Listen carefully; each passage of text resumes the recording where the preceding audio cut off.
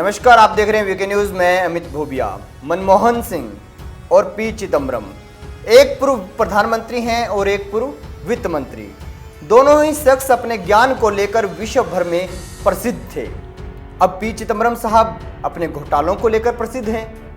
दोस्तों, अब तो बीजेपी इन दोनों नेताओं पर भ्रष्टाचार का आरोप लगाती है, लेकिन क्या कभी ऐसा दौर था जब बीजेपी इन दोनों नेताओं को अपने खेमे में बुलाना चाहती थी? जी हाँ, हैरान मत होइएगा, ऐसा भी दौर था जब बीजेपी की नज़र मनमोहन सिंह और चिदम्बरम साहब पर थी। आज उसी के बारे में आपको बताएंगे। दरअसल ये दौर 1998 के वक्त का था, जब अटल बिहारी वाजपेयी जी की नई नई सरकार बनी थी और बीजेपी के पास सरकार बनाने योग्य सांसद तो थे, लेकिन वित्तीय क्षेत्र में योग्य, ज्ञानी और देश के पैसे का हिसाब किताब संभालने वाला कोई नहीं था भी तो इतना योग्य नहीं था, यानी वित्त मंत्री की कमी थी। कुछ अर्थशास्त्री ये मानते हैं कि बीजेपी के पास ये कमी तब भी थी और आज भी है। इसमें कितना सच है, कितना झूठ, इसका आंकलन आप अपने विवेक के हिसाब से कर लीजिए। वरिष्ठ पत्रकार सुजाता आनंद ने जो खुलासा किया है वो काफ़ी मज़ेदार है। बताया जाता है कि उस दौर में देश को आर्थिक मामलों के अच्छे जानकार की ज़रूरत थी।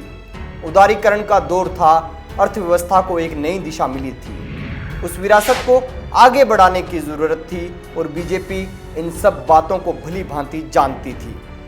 बीजेपी के एक नेता थे प्रमोद महाजन, नई जनरेशन के नेता थे। नई सोच के साथ पार्टी को आगे बढ़ाने का काम उन्होंने किया। उन्होंने टैलेंट हंट का प्लान बनाया और वे दूसरी पार्टियों के योग्य लोगों को बीजेपी में लाना चाहते थे और उनका पहला निशाना था कांग्रेस पर। बीजेपी मनमोहन सिंह को अपने साथ लाना चाहती थी और उन्हें अपनी सरकार में वित्त मंत्री बनाना चाहती थी। सुजाता आनंद कहती हैं कि बीजेपी की नज़र पीवी नरसिम्हा राव की सरकार में वित्त मंत्री रहे मनमोहन सिंह पर थी और बीजेपी सोचती थी कि मनमोहन सिंह उनकी पकड़ में आसानी से आ सकते हैं, क्योंकि वो एक नौकरशाह हैं और कट्टर कांग्रेसी भी नहीं हैं। लेकिन प्रमोद महाजन को इस काम में निराशा हाथ लगी। मनमोहन सिंह बिकने के लिए तैयार नहीं हुए।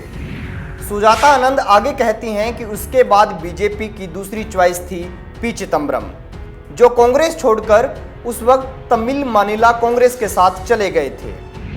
लेकिन विश्वास मत के वक्त पी चिदम्बरम ने वाजपेयी सरकार के खिलाफ भाषण दिया और इसके बाद साफ था कि पी चिदम्बरम बीजेपी में नहीं आएंगे।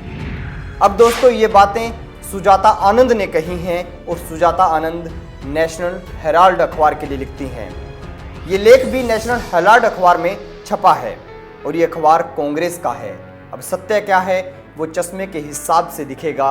जब आप कांग्रेस का चश्मा पहनेंगे तो सत्य लगेगा और बीजेपी का चश्मा पहनेंगे तो सब कुछ झूठ। किस नज़र से आपको देखना है आप अपने आप तय कर लीजिएगा और जो भी आपके दिल में विचार आए वो कमेंट बॉक्स में ज़रूर बताइएगा।